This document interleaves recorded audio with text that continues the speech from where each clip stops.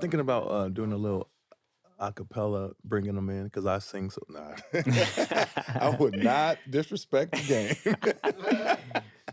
Not gonna disrespect the game like that. The very first time. Maybe that's what I'll do. I'll ask them to critique my voice. All right. Here we are. Welcome to the Follow D Money podcast. It's your boy Stretch here.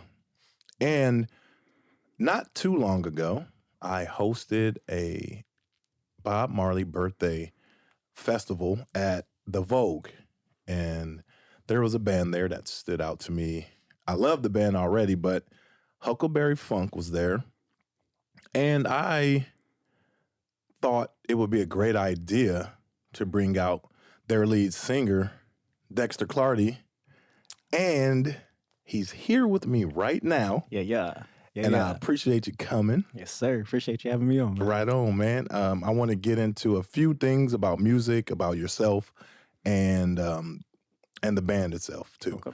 But first, I would like, every time I ask the guests to introduce themselves to the audience, where you're from, and how you got to where you are right now. Okay. Okay. Cool. Well, my name is Dexter Clardy. I am from Indianapolis, Indiana. Shout out LC. I went to Bellevue. Lawrence Township, whatever. But I am the lead singer of a band named Huckleberry Funk. We actually started down in Bloomington, Indiana. Oh, okay.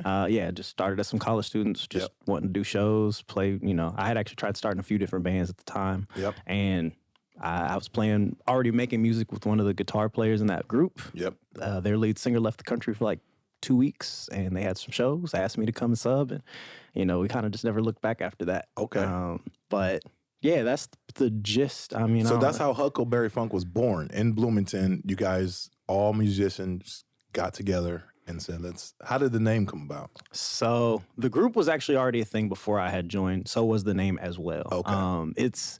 It's got a crazy lineage, actually, but the basis of it, there's a group at IU called the IU Soul Review. Okay.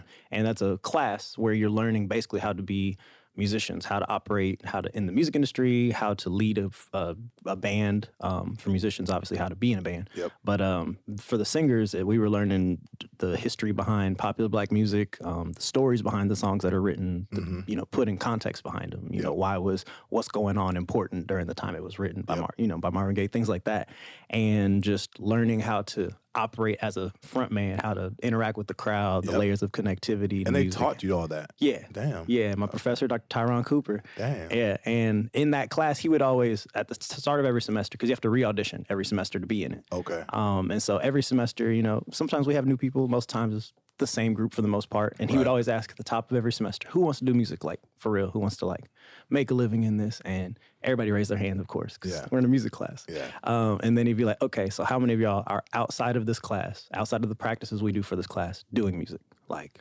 whether that's a band, whether that's just writing music, whatever. And slowly everybody's hands start going down. Right. And the few of us that still have our hands up are looking around like, hey, what's up? They real. Yeah, exactly. So he would always make it a point to be like, if you say you want to do something and you're not applying the time outside of the, the restricted hours that the school is telling you should do that, then are you actually going to, make those strides? And I just so happened, the guitar player I mentioned, I was already making music with him, and he was in that class with me. Okay, cool. And yeah, that's kind of the start of all of that. Dope. But their name, they were just trying to come up with something interesting. And I guess they landed on that. Once I joined the group, though, I was like, I kind of it's a little weird. It's a little funky, it's but different.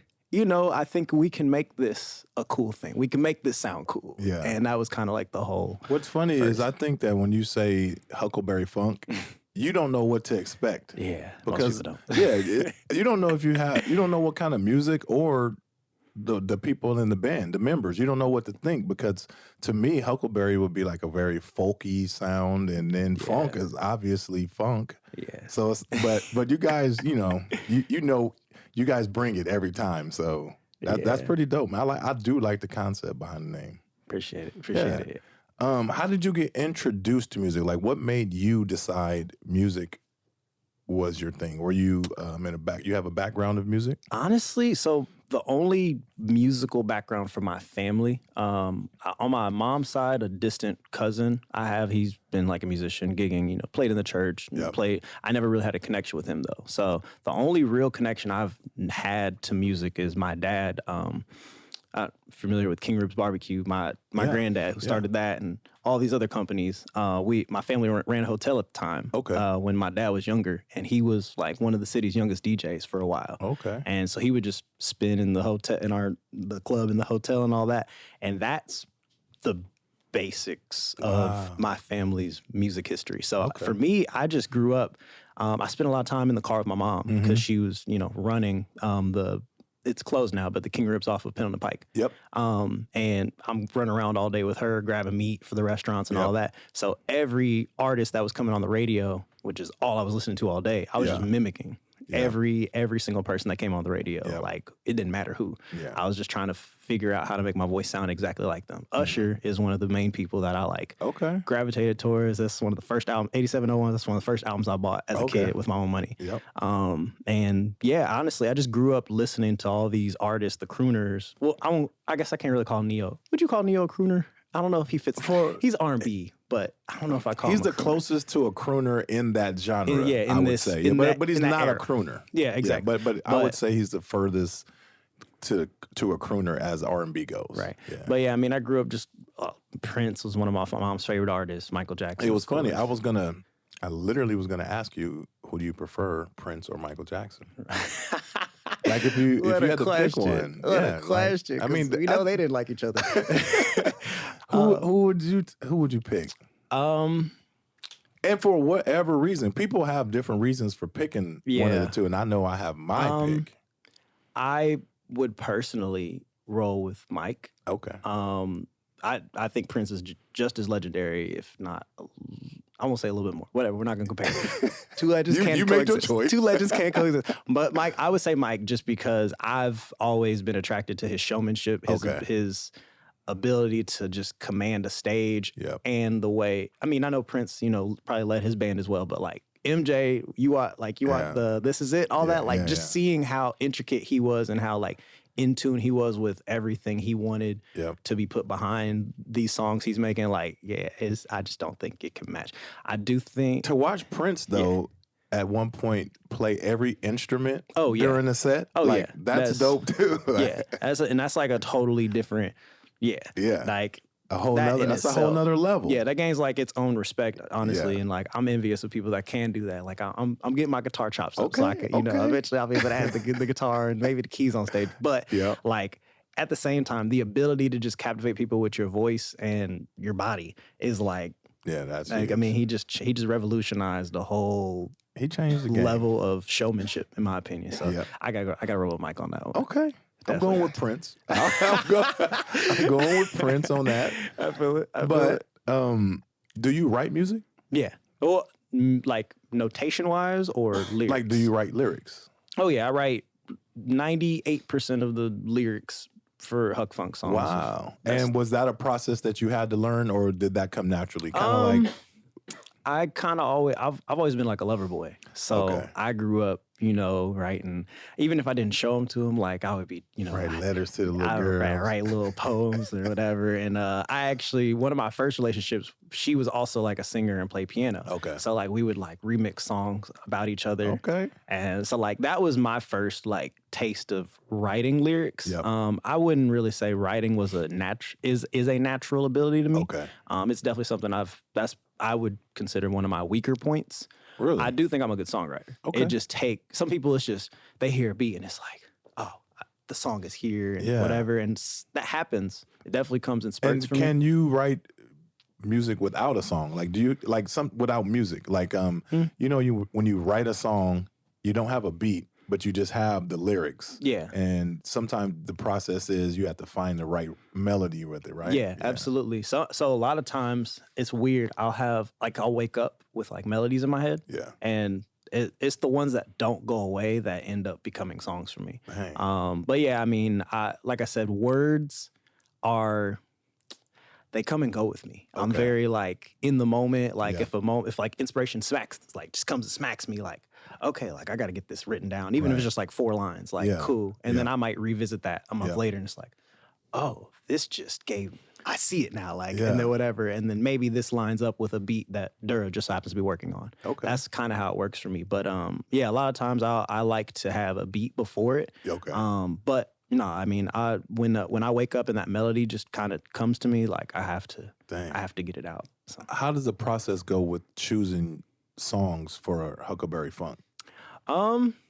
Honestly, we just make stuff because we all come from so many different like musical backgrounds. Yep. Like Matt, he's our bass player, and Okay. he's our MD actually too for show. So he makes all of the arrangements, the transitions, all of that. He's a jazz bass player by trade, but Okay. he's neo soul. Like that's Erykah Right. Badu Yeah, and yeah. all that. Like that's his bag. Dura listens to like he loves R&B and all that, but he listens to like all day rap, like All day. boom bap, boom Okay, bap. okay. That's his All right. bag, and I'm the R&B dude. Like I Okay. just That's your R&B, bag. anything R&B, lo-fi, Mac Ayers, obviously Marvin Gaye, and you know I don't. I What have about like old like Delphonics, Blue Magic? You like them? yeah. Yeah. Spinners. Harold Melvin. Yeah. Oh, like I definitely I have a pretty wide variety of music I like to listen to. Yeah. I definitely naturally kind of gravitate towards like lo-fi R&B. I think it's like the sad boy vibes a Yeah, little bit, yeah, but yeah. I just it's just comforting a little Yeah. bit, like music that sounds like a rainy day. Yeah. But like you can also ride in the car to it. Like that's my bag. Okay. So we just all kind of come together. Hey, yo, Dura, I got this melody in my head, and I'll say it to him, and then he starts making a beat. And maybe it goes in the direction I'm picturing. Maybe it goes a completely left boom bap direction. Yeah. But I grew up loving hip hop too, so it I can still write to things like that. And we just kind of meld everything together, which is kind of where the name makes sense, because we don't. Funk is obviously, people think genre first, but like we consider it more of an attitude. Okay. Like R&B music can be funky. Yeah. Hip hop music can be funky. It can. Yeah. Like country music can be funky if it's got the right beat behind it. Yep. You know, if Yep. it's got Yep. the right feel behind it. It's Yep. just more of how you approach the music, and that's kind of how we try and meld all of these different genres together. Okay. Who would you compare yourselves to in the city? Like, are there other bands like Huckleberry Funk? Um, And not really compare. That's kind of lame, but just like I think sonically no. Yeah. I wouldn't in the same regard. I wouldn't compare, like put anybody else's music in. I wouldn't with even want to do yours, that. yeah. Now, I think there are artists that pay the same amount of attention to detail and to their transitions and how intricate, like, because what we pride ourselves on the show structure, on the right. not everything feeling stale, of course. Like we want the show to feel fluid and Right. very like, okay, we're going up and down, we're Yep. going over here, we're going Yep. there, and it feels Yep. good.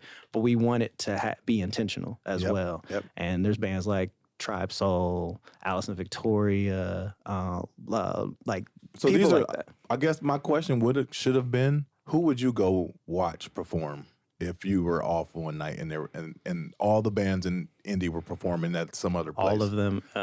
I mean, Clint Breeze, Okay. for sure. Clint Breeze in the Groove, I should say. But Clint Breeze, he's doing his own thing too. So Clint Breeze, Yeah. definitely Tribe Soul. Okay. You know, when they whether it's literally just Boogie and Mariah, or if it's the whole tribe, they're good. amazing. They're Okay. very like just intricate with what they do. I love it. Nice. And Alice and Victoria, for sure. Like her voice is just different. Yeah. Like she could get up there and sing one song for an hour, and I know people would just be like, I love it. What's her style?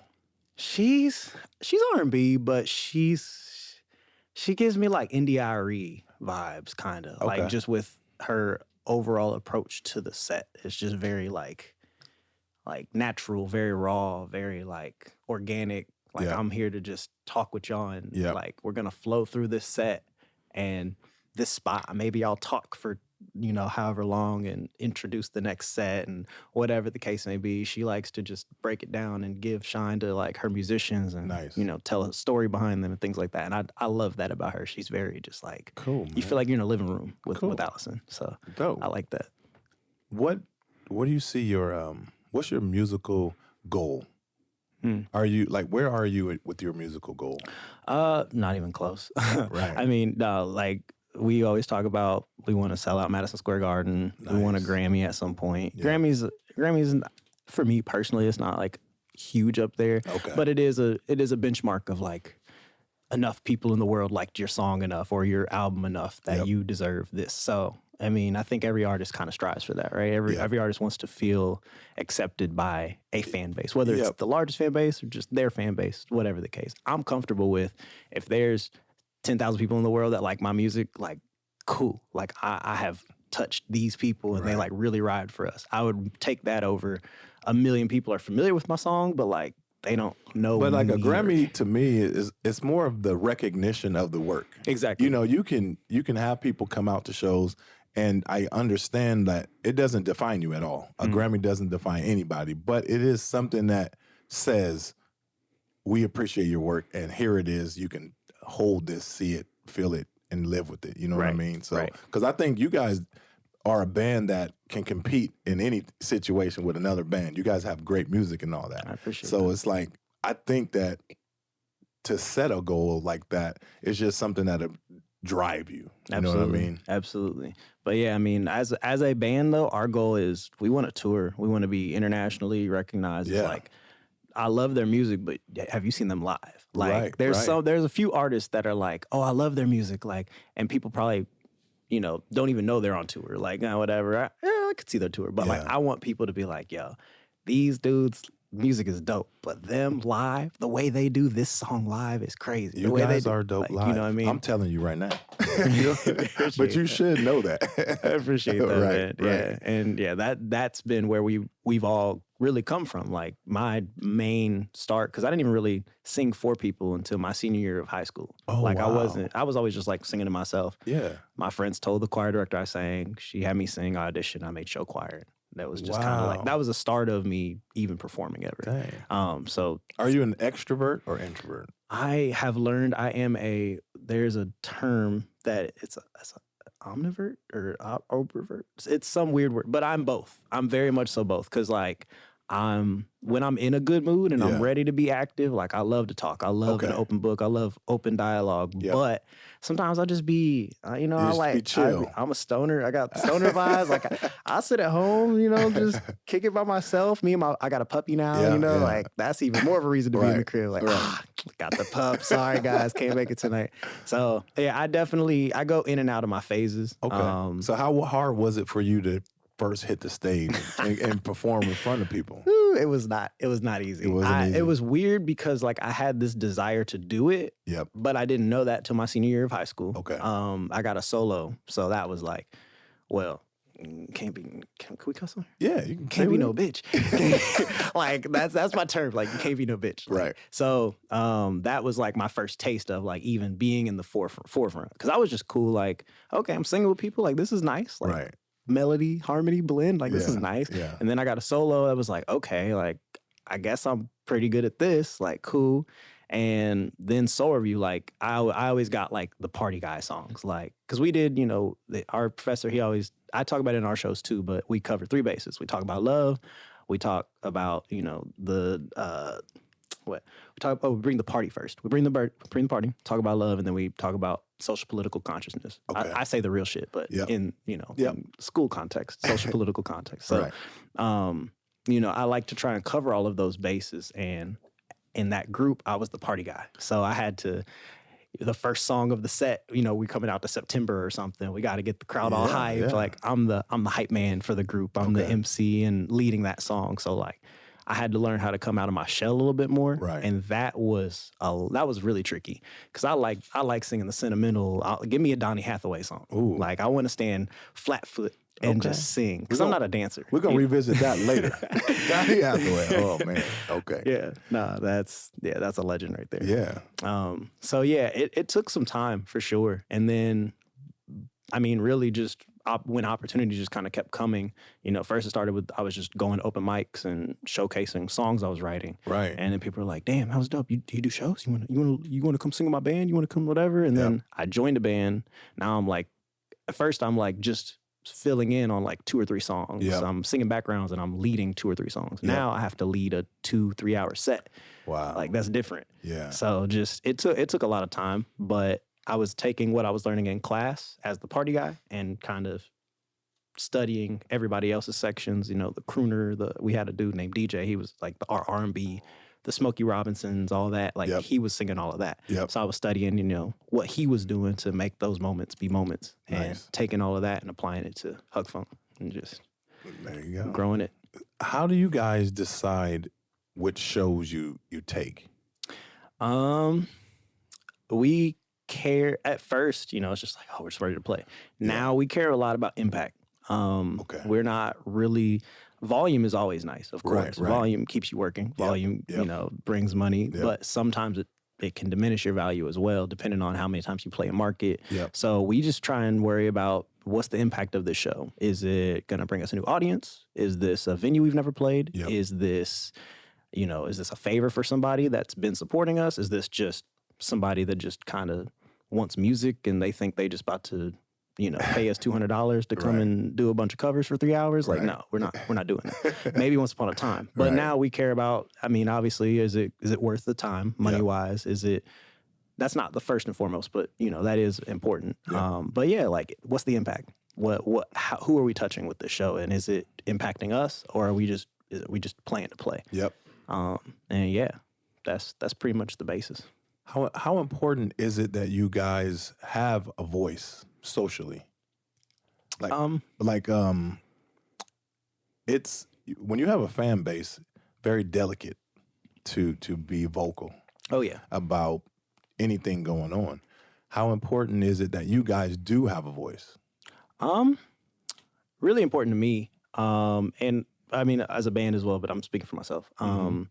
Very important, just because I've always been more comfortable putting my thoughts in the music. Well, we have a song called Unity where I really lay out how I feel about America, at least the state of America at the moment, all that. I would much rather lay it out in the music and let that speak for itself. But if a situation is really weighing heavy on me, like, I'm very happy that we have a fan base that, especially when you've seen our shows, like, you understand what we're about. So it hopefully doesn't come as a surprise, but you never know who's in your fan base. So you're going to offend some people, of course. But I think it's very important. It's just, you know, there's that fine line of when to use it and how to use it. There was when the whole Newfields incident happened, for instance, like, that was in the same year that we had just partnered with them on their, because their Winter Lights arrangement. They have a giant 3D Christmas tree, and like, our song is synced in that. Like, we have an exhibit there every Christmas now. So like, we had just solidified contracts, all that with them. So it was like, ooh, I know I'm gonna talk about this, but I can't talk about it just any type of way, But there's always a way to say what needs to be said. I think, you know, not every artist wants that responsibility, and I don't think every artist has to have that, nor needs to accept that responsibility. But I know, just personally in our group, that's how we operate.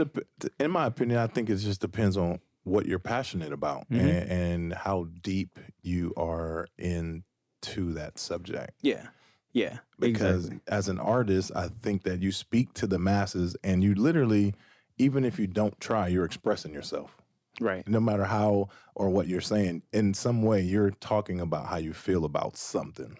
So, I mean, I appreciate that. I love people who have a platform and use it.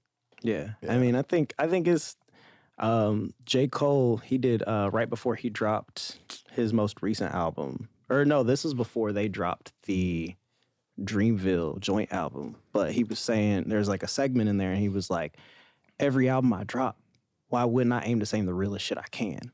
Like, not just to be performative, but to say the stuff that's really on your heart, the stuff that's important to you. And that's how I feel about our music. And then if there's a situation that we do have a possibility to impact, like, I mean, why wouldn't you want to, if you can help with the situation, why wouldn't you want to add to that? So, if you could define how the type of music that you guys perform, if you could define Huckleberry Funk, give us a definition, please.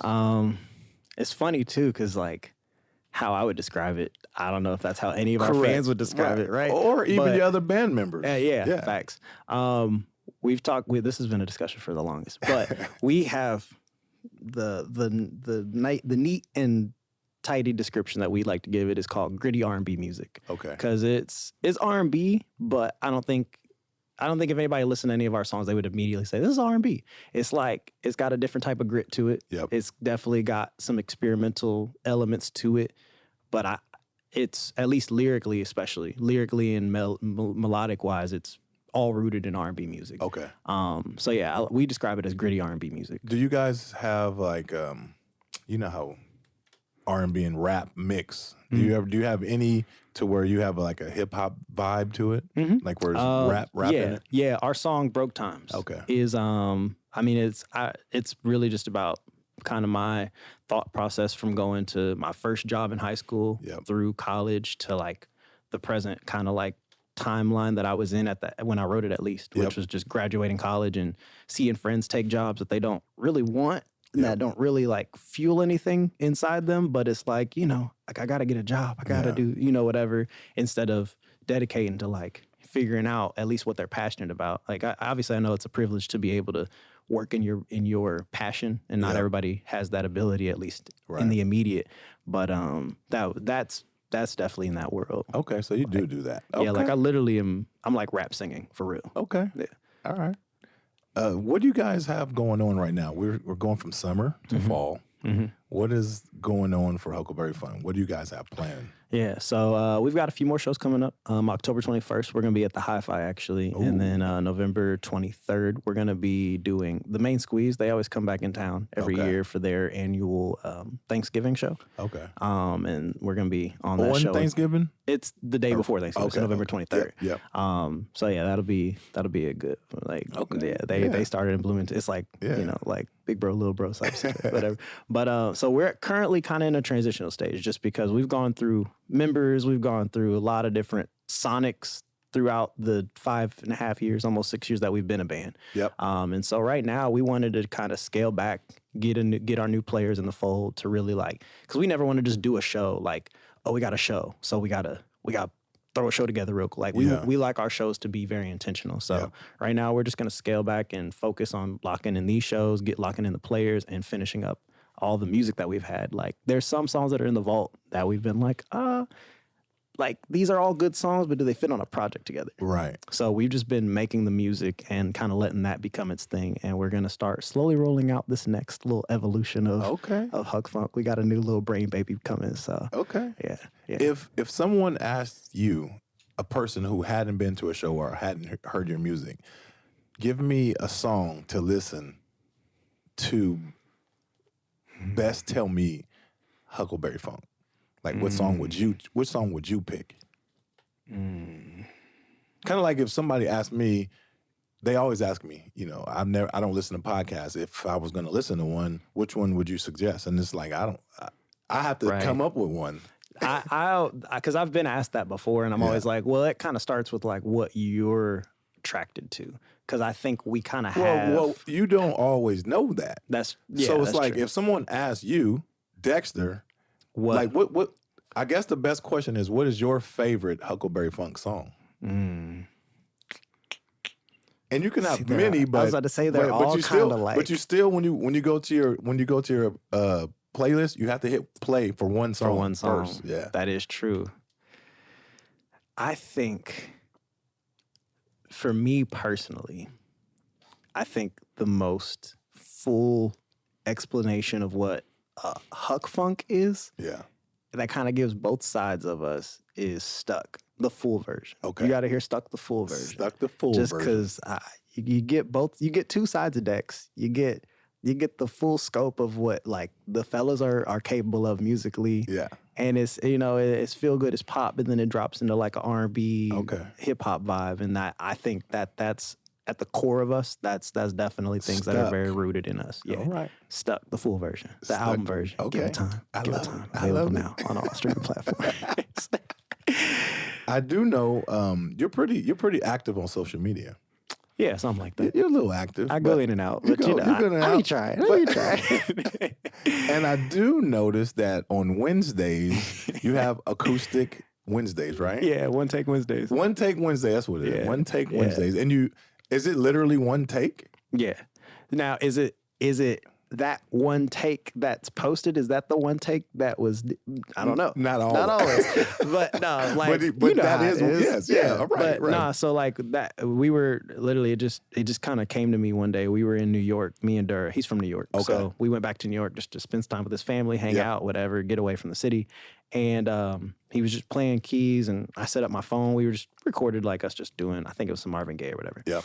And I was like, bro, and we did it in that one take. And it was like, damn, it was like not perfect, but it was pretty good. Like, okay, that was nice. Right. And I was like, bro, every Wednesday, let's just set up on our porch, or maybe we'll go to a park somewhere and like set up like a mobile rig and just record ourselves just doing a song. Why not? It's really chill.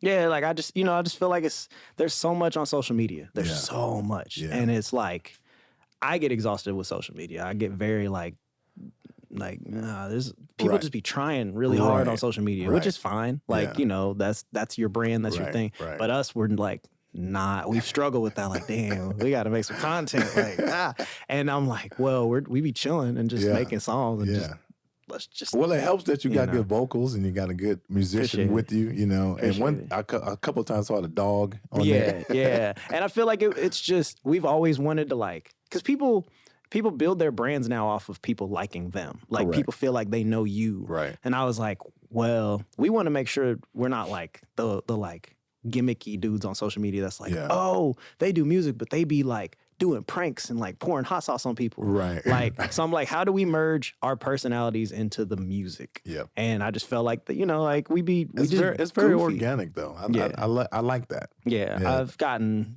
good and bad feedback, but it seems like for the most part, people enjoy just like, for me, it's a refresher on my timeline. So I felt like hopefully this is kind of just something different that's a little bit more raw, not so like perfect on social media, because everything's perfect on social media. Everything is, and I don't like that. I've never liked when like how music is so perfect now. Like how Usher, he told T-Pain he ruined music. He ruined R&B because he created auto-tune or started using it, and it's like, you know, obviously he's being dramatic, but to an extent, like everything just sounds so like, I miss R&B 90s runs that aren't every note like spot on. I miss that. Like, cause you're like, dang, like I know they can, I know they can do this live. Yeah. Like, I'm tired of hearing artist records and then I see them live and it's like, oh, y'all like a whole step and a half. What's down. Genuine doing right now? Hey, Genuine still What's got it. up with Genuine? Genuine still got it. He is clowning though. The dance move's not it. They not it, my boy. I just want to know what's going on with Genuine.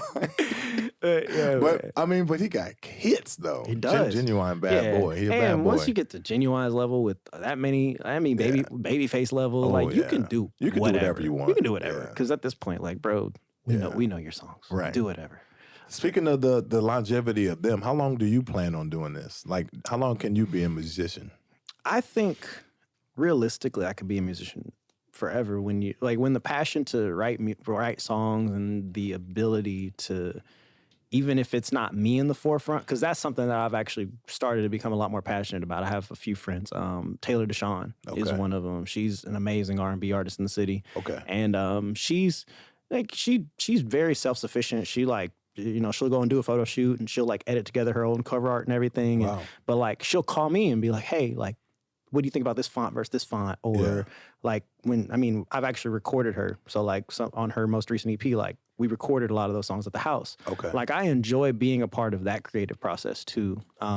And actually even more, sometimes more so for other people rather than myself. Because it gets exhausting, like singing and I didn't do that take right. Let me do it again. Let me go. Because I'm like that. And I enjoy an artist that is that same way and is like welcoming to like, I know you can do better than that.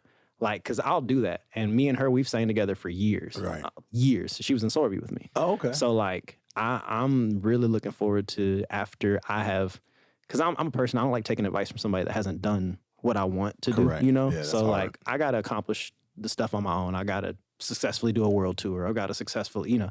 But my goal is to eventually work into a spot where I'm helping other artists. I always meet young, talented, crazy talented artists that don't know how to, like, cultivate whatever it is they're trying to do. Yeah. And I know how hard that is because I've had a team that's kind of forever evolving. And you've had formal education on it too. A lot of these artists are really just coming up on their own. Yeah. So you can teach pretty much. Yeah. I mean, I still think there's a lot that I need to learn and that I would want to experience before I'd feel comfortable telling somebody, I can help you, like, whatever. Yeah. But I enjoy helping someone because I know how hard it is to get yourself through that creative process.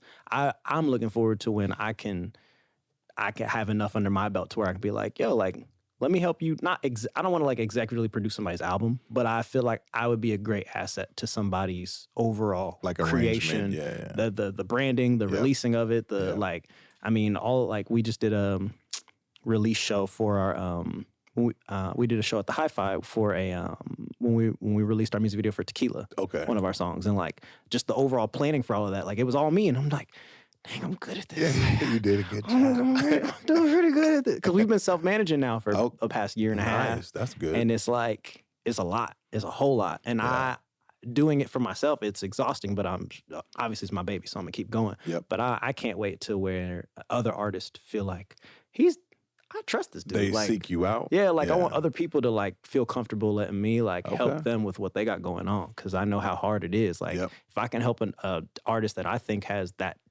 real next level star ability, right, and can take some of that just stress put off them of them over the top. Yeah. I really think I would be a really great asset to somebody's team in that regard. Cool, so man. Just going through my own trials and tribulations till I can help somebody else do that. Cool. I was gonna ask you, how would you define success? But I mean, if you could refine what you just said, it'd probably be something around there, right? Yeah, honestly, being able to take what I've learned. I mean, it's like, it's cliche, but like, our parents like, I went through what I went through, so I don't want you to have to do right. Like, but I want to be able to like really do that. Like all through college, I always met the young rapper dude that's like, yeah, bro, like there's a dude in South Bend right now that I'm thinking of that's like, I met him on a whim at some random show, and he was like, yeah, bro, like I do this. And I at first I didn't take him serious. And then I like checked out his music, and then it turns out he had a set that night, and I went and checked out his set, and there was nobody watching him.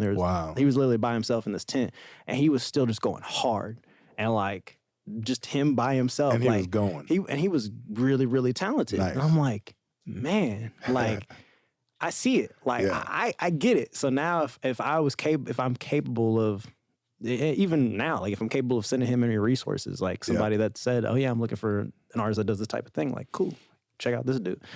So just like being able to take lessons that I've learned and opportunities, and I've got a lot of stage experience now. So like being able to tell my friends that are doing music and they're doing their first set, like how to do a proper sound check, like that it's okay to like tell the sound guy, no, I need another run of that. But also make sure you're not telling them how to do their job. Because you piss a sound guy off, your set is done for. It's done for. It's done for. So yeah, just those small things. I've if there's anywhere I've put 10,000 hours in, it's on a stage. So like, just feel like being able to bring all of that to somebody else. And well, you gonna do it. Yeah, I can't wait to see it. Yeah. I didn't ask you about writing. Do you write for other people? So I only recently have I been asked for like opportunities like that. It hasn't really been writing for people. It's been like making songs for like films or things like that. Oh, okay. So right now, that's kind of stuff I've been there. I'm partnering with this lady in Atlanta right now for one of her projects. She heard our song Tequila and was like, I want you to write a song that's kind of like this, but about a Virgo. Oh, okay. And I was like, all right. That's it. Like, that's all I got. Let's see what we can do with that. Like, but no, like I have yet to really feel even feel comfortable like to the point that I'm like, yeah, like this song's for you. Like, okay. But I mean, somebody's just like ghostwriting in hip hop. Somebody is gonna appreciate you and appreciate the lyrics. Yeah. And they're gonna say, man, I wanted that dude to write a song for me. Yeah. And I just heard Jada Kiss talking about how he was mad that he used to write for Puffy because he's like, I ain't never been rich. It was like, I can't write for Puffy. Right. And he was doing that. And he's like, he regrets it now. Mm. Yeah. Yeah. I mean, I'm sure that stuff gets, I think for me right now, that's definitely one of the end goals. Yeah. I would love to be like in Babyface's position. Right. Like him and Lucky Day Like, Yeah, they just be writing everything. Lucky Day is amazing. And now Babyface is writing for Lucky Day. Like it's like that partnership is crazy. Like eventually I would love to be in a position like that. Yeah. And you know, I feel like I still haven't released my best stuff yet. So I wouldn't even want to like, oh, I just wrote this hit and it's for you. Like, nah, like, I gotta get my try at it first. Right. But you know, I mean, if any opportunity where like that were to come up, absolutely. Like I would be honored to do something like that. Sweet, man. So, yeah. I don't have much for you. I'm super glad you came out. I do have one other question, an Indianapolis-based question. Okay. You talked about your family owning King Ribs, right? Yeah. So you are familiar with the food industry. Yeah. What is your go-to place to eat in Indianapolis?